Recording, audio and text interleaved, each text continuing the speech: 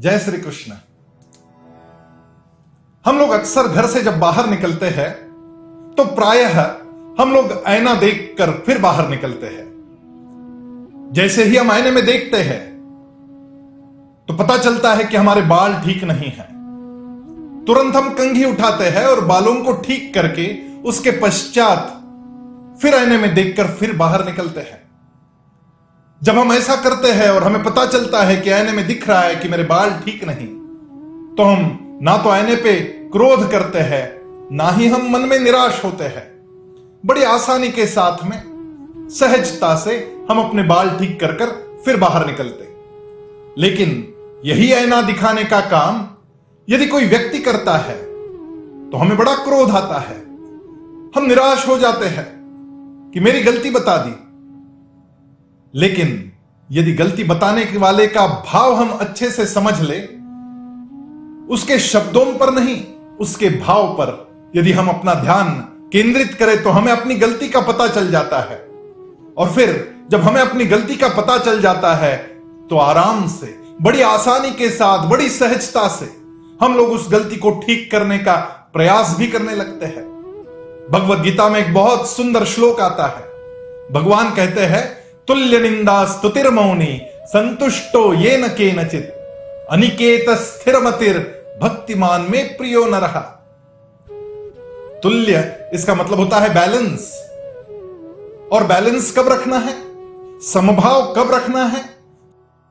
तुल्य निंदा स्तुतिर्मौनी, निंदा में और स्तुति में दोनों में ही बैलेंस रखना है।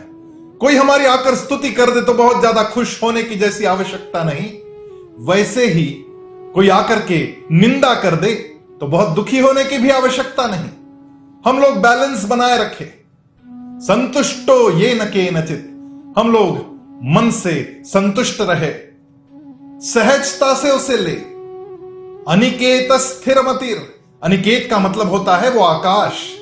उस आकाश में बादल आते हैं और चले जाते हैं, लेकिन आकाश हिलता नहीं, उसमें कोई परिवर्तन नहीं आता।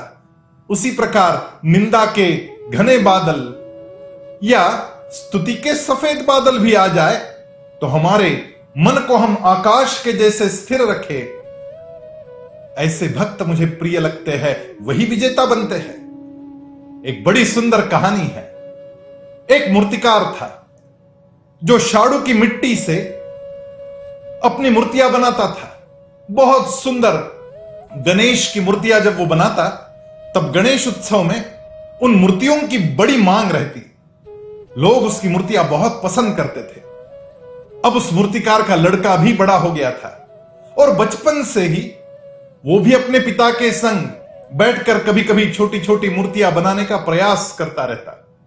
अब जब वो 16-17 साल का हुआ तब उसने भी मूर्तियां बनाना आरंभ किया और वो भी अपनी मूर्तियां बनाकर बाजार में बेचने लगा। मूर्तिकार की मूर्ति भी 100 रुपए में जाती थी और मूर्तिकार के बेटे की मूर्ति भी अब कभी 50 रुपए में, कभी 70 रुपए में जाती थी, कभी कभी 100 रुपए में भी चली जाती थी। लेकिन मूर्तिकार जो था वो अपने पुत्र को सदैव मार्गदर्शन देता रहता। वो उस मूर्ति से कुछ न कुछ दोष निकालता। कभी कहता कि इसका कान ठीक नहीं बना है, कभी कहता कि इसकी सूंड ठीक नहीं बनी है, कभी कहता कि हाथ की उंगलियां ठीक बनाओ। और मूर्तिकार का पुत्र उसी प्रकार से अपनी मूर्ति में सुधार करते जाता। धीरे धीरे मूर्तिकार के पुत्र की मूर्तियां और ज्यादा दाम में बिकने लग गई। एक दिन तो उसकी मूर्ति 200 रुपए में बिक गई। वो बड़ा प्रसन्न होकर घर लौटा कि आज मेरी मूर्ति 200 रुपए में बिक गई।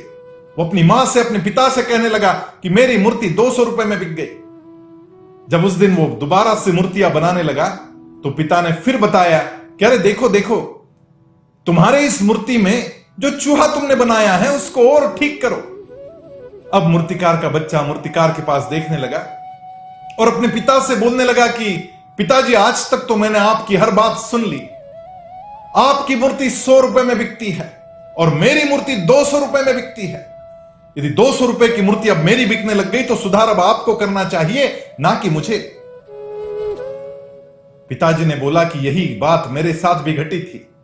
जिस दिन मैंने अपने पिताजी को यह जवाब दिया कि आपकी मूर्ति 50 में बिकती है और मेरी 100 में, उस दिन के पश्चात मेरी मूर्ति 100 रुपए से ऊपर कभी नहीं बिकी। आज तुम्हारी मूर्ति 200 में बिकी है। अब तुम्हारी प्रगति रुक जाएगी। अब मैं कुछ नहीं बताऊंगा।